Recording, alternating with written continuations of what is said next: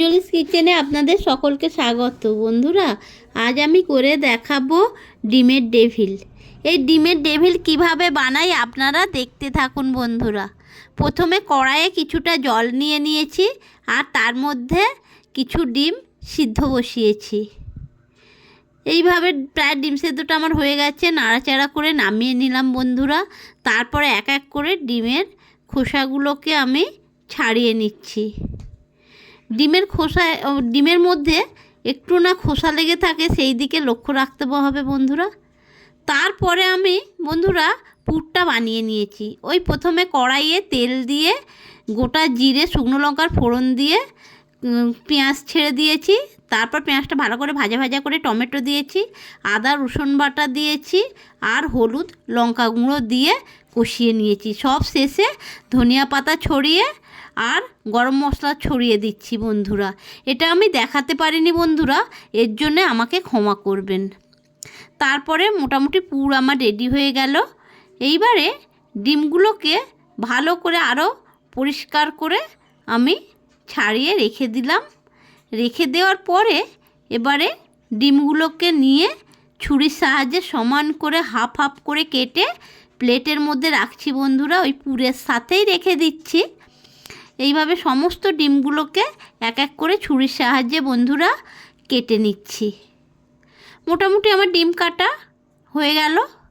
এইবারে একটা বোলের মধ্যে কিছুটা কর্নফ্লাওয়ার নিয়ে আর জল দিয়ে ভালো করে গুলিয়ে নিচ্ছি বন্ধুরা।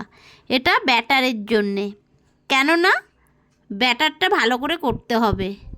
কর্নফ্লাওয়ার তো একটু বসে যায়, এই জন্য ভালো করে হাত দিয়ে গুলিয়ে ঠিক করে নিচ্ছি, ব্যাটারের উপযোগী করে নিচ্ছি। এবারে একটা হাফ ডিম নিয়ে তার মধ্যে ওই যে পুরটা করে রেখেছিলাম, পুরটা ভালো করে দিয়ে দিচ্ছি বন্ধুরা। পুরো ডিমের মধ্যে পুরটা ভালো করে বিছিয়ে দিতে হবে বন্ধুরা, কেননা ডিমের সাদা অংশটা যদি বেরিয়ে থাকে তাহলে আমার ব্যাটারে ডুবিয়ে ওই ডিমের যে ব্যাটারের মধ্যে ডিমটা ডুবিয়ে নিয়ে ওর মধ্যে যদি বিস্কুট গুঁড়োটা দিই বন্ধুরা তাহলে ছেড়ে যাবে, ধরবে না।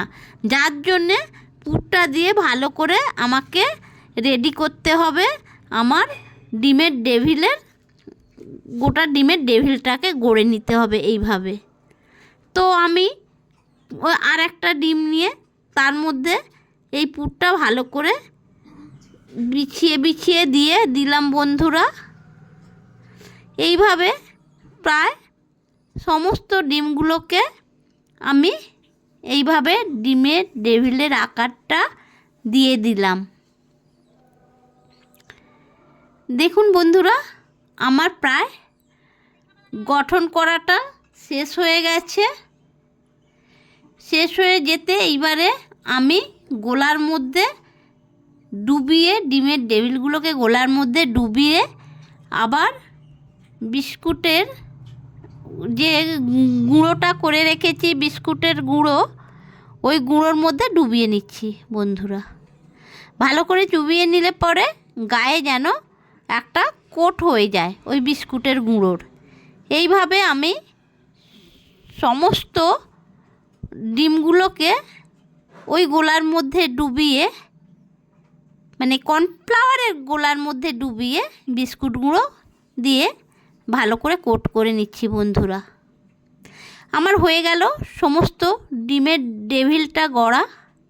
এইবারে আমি কড়াইয়ে আবারও তেল দিয়ে তেলটা গরম করে ওই যে ডিমের ডেভিলগুলোকে এক এক করে গরম তেলের মধ্যে ছেড়ে দিচ্ছি বন্ধুরা।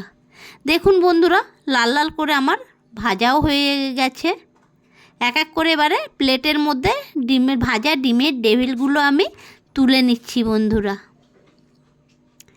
এইভাবে এক এক করে আমি তুলে নিলাম প্রথমে ডিমের ডেভিলগুলোকে। তারপরে এবারে বন্ধুরা আমি এইভাবে সমস্তটাই এক এক করে ভেজে নিলাম। আমি একবারে প্লেটে করে সাজিয়েও নিচ্ছি বন্ধুরা।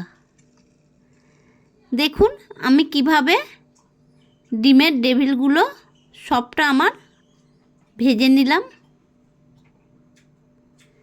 তারপরে এবারে একটা প্লেটের মধ্যে শসা পেঁয়াজের রিং করে সাজিয়ে দিলাম ডিমের ডেভিলগুলো।